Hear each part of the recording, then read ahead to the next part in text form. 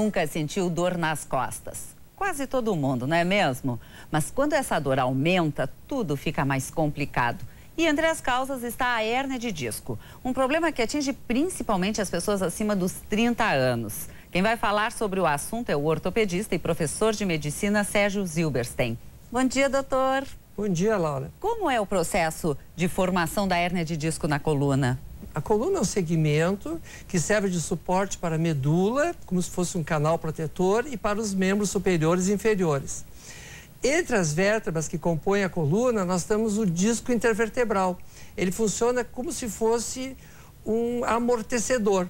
Esse disco intervertebral é uma estrutura muito interessante porque ele consegue suportar grandes pressões, intensas movimentações sem sofrer nada na sua estrutura. Porém, em determinados momentos, ele pode sofrer uma lesão e com essa lesão, então, nós vamos ter que a sua estrutura externa rompe-se e o núcleo, ele extravase para fora.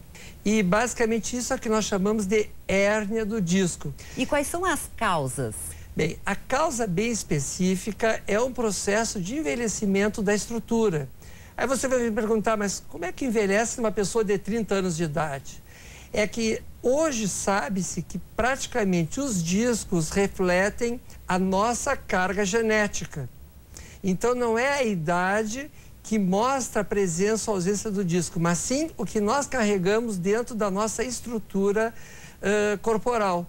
Então, se nós temos um pai, uma mãe, avós, parentes até mais distantes, mas laço consanguíneo, que tiveram uma lesão do disco intervertebral, nós provavelmente poderemos ter também uma crise. E além dessa questão genética, outras causas também? Ah, sim, outras causas podem ser uma muito comum, é traumática. Digamos que a gente sofre uma fratura na coluna por um acidente de trânsito, então o disco pode sofrer repercussão. Ou, eventualmente, se nós temos trabalhos muito esforçados, onde tem que haver rotação da vértebra, uma vértebra que gire sobre a outra, o jogo de tênis, o jogar tênis. Né? Então, são situações que podem provocar um desarranjo do disco intervertebral. Para que aconteça no esporte uma lesão do disco, tem que haver o quê?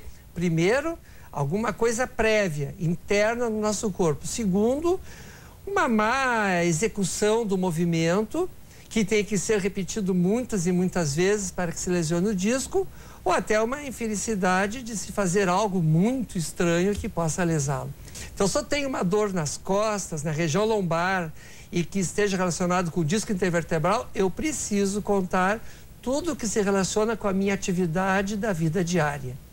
E com atividades ou com o que acontece com o meu corpo ao longo da minha vida.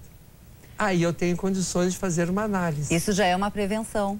Isso, com certeza. Mas o que nós chamamos de prevenção mesmo é termos atividades saudáveis no dia a dia, como sentar, caminhar, correr, pular, fazer atividades físicas bem orientadas. Isso é a prevenção. E uma das prevenções para que a nossa coluna funcione muito bem é que a gente não precise carregar muito peso. Então, o peso corporal é um fator, não dos mais importantes, mas que tem um certo papel na qualidade da nossa estrutura óssea. E quais são os sintomas de quem está iniciando uma hérnia de disco? Bom, o principal sintoma é a lombalgia. É uma dor localizada na região lombar. Isso falando em problemas do disco na região lombar. Poderia ser dorsal ou até cervical. Mas o primeiro sintoma é uma lombalgia e que, em função da irritação do nervo, que dá formação ao nervo ciático, ciático é um nervo grande, fica na perna, mas que tem a sua origem na região lombar através de 3 raízes que se unem e vão dar um nervo maior. Então, essa dor irradia pela perna. E aí essa dor pode ir até a ponta do dedo.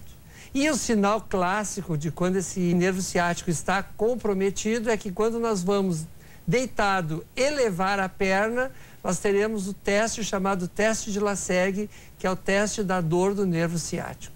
E os tratamentos para quem tem hérnia de disco? Bem, o principal tratamento é realizar atividades físicas produzindo uma boa musculatura. Inclusive temos aqui o exemplo de um trabalho realizado com uma pessoa que tem hérnia de disco. Podemos ver até o que ela está fazendo. Foi na academia que Mayra superou a dor. Há 5 anos, ela descobriu 3 hérnias de disco na coluna. Foi um período complicado. É uma dor insuportável, isso limita a vida da gente em qualquer coisa que vai fazer. Né? Coisas simples, tipo segurar um talher com a mão esquerda e eu não conseguia mais fazer.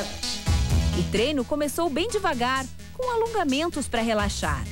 O problema da Mayra não era na lombar, como acontece com a maioria das pessoas. No caso dela, as hérnias surgiram na região cervical e a dor se espalhou para o braço. Tem que ter muita cautela de que maneira vai iniciar a atividade com essa pessoa.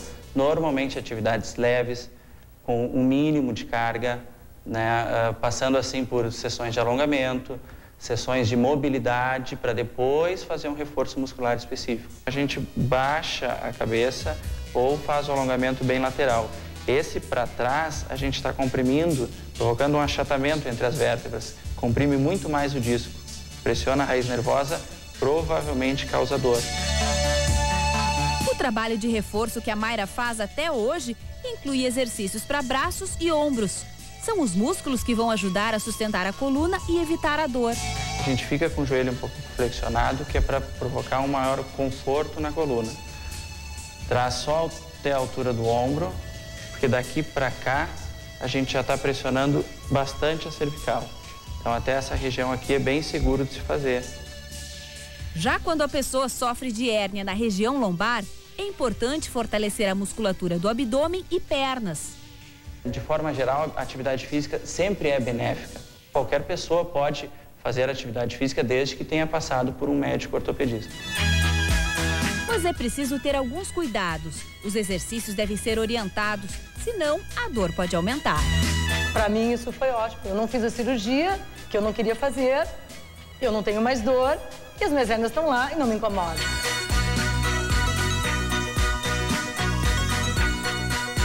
O resultado deste trabalho, a gente viu, é satisfatório. É sempre assim, doutor? Sim, inclusive, se eu tivesse que escolher 2 grupos de músculos para que a minha coluna ficasse bem posicionada, eu escolheria trabalhar sempre os abdominais, como a gente viu, e a musculatura extensora da coluna, que são os glúteos e os paravertebrais.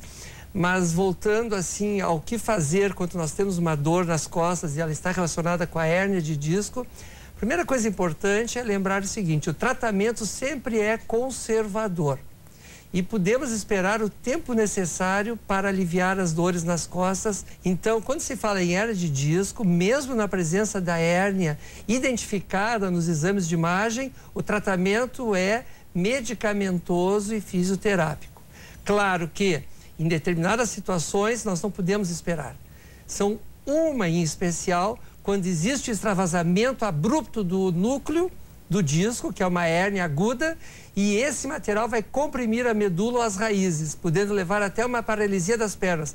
Neste momento, a cirurgia não pode ser esperada. O índice de cirurgias é alto? Não, o índice de cirurgias varia entre 2% até 5% do paciente com uma dor nas costas, originada muitas vezes por lesão do disco intervertebral. Então nós temos que ter paciência, porque a cirurgia é um procedimento muito bom, muito confortável. Mas é mais adiante. Mas assim, é um procedimento invasivo do nosso corpo.